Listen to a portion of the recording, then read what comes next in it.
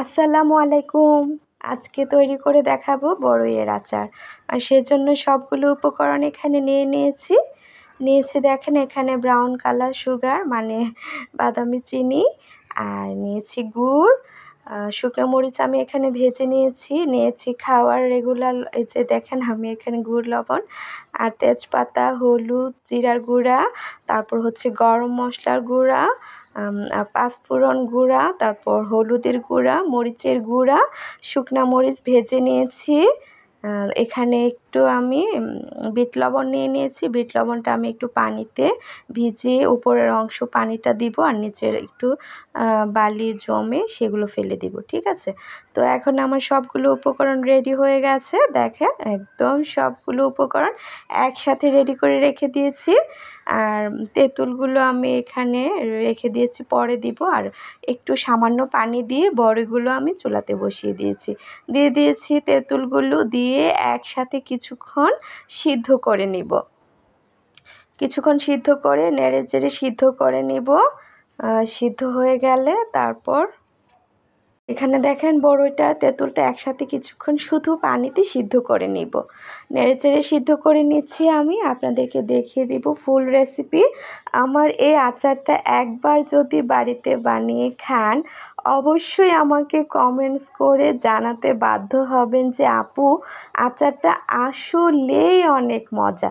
যাই হোক, এখানে আমি একটু নেড়েচেড়ে বড়ই আর তেঁতুলটা সিদ্ধ করে নিয়েছি। আর যেটুকু পানি দিয়েছিলাম সেটা কিন্তু অনেকটাই এখানে শুকিয়ে আসছে। তো আমি কিন্তু এখন আচারের ফুল প্রসেস আপনাদেরকে দেখিয়ে দিব যেহেতু আচার দেওয়া শুরু করিয়ে দিয়েছি। যাই হোক, আমি একটু সিদ্ধ করে নিচ্ছি। আর সারাক্ষণ কিন্তু আপনাকে নেড়েচেড়ে দিতে হবে, না হলে কিন্তু কড়াইয়ের তলানিতে আটকে যাবে, মানে কিছুটা জমে যাবে এবং পুড়ে যাওয়ার সম্ভাবনা থাকবে। সেজন্য অল টাইম যতক্ষণ আচার দিবেন ততক্ষণ কিন্তু আপনাকে নাড়তে হবে। এখন আমি যে মশলাগুলো আপনাদেরকে দেখিয়েছি সবগুলো মশলা একসাথে এখানে তেঁতুল এবং বড়ইয়ের সাথে মিশিয়ে নিব। তেঁতুল যেহেতু আমি অল্প দিয়েছি আর মেনলি এটা বড়ইয়ের আচার, সেজন্য বড়ইটা একটু বেশি হবে। বড়ইয়ের আচার এখন দেখেন আমি আপনাদেরকে যেভাবে দেখাচ্ছি ঠিক এইভাবে বানাবেন। সবগুলো উপকরণ মিশানো হয়ে গেছে। এখন সবগুলো উপকরণ কিন্তু আমি ভালো করে আস্তে আস্তে নেড়ে নেড়ে বড়ইয়ের সাথে মিশিয়ে দিব। আর অল্প একটু পানি আছে, এই পানিতেই সবগুলো মশলা কষে বড়ইয়ের ভিতর ঢুকবে। আরও কিন্তু অনেক কিছু বাকি আছে। যাই হোক, দেখেন এই যে আমি একটা এখন ডাল ঘুটুনি দিয়ে ভালো করে চেপে চেপে বড়ইগুলোকে ভেঙে নেব, তাহলে আঠা আঠা হবে। আরেকটা কড়াইয়ে কিন্তু আমি সরিষার তেল বসিয়ে দিয়েছি।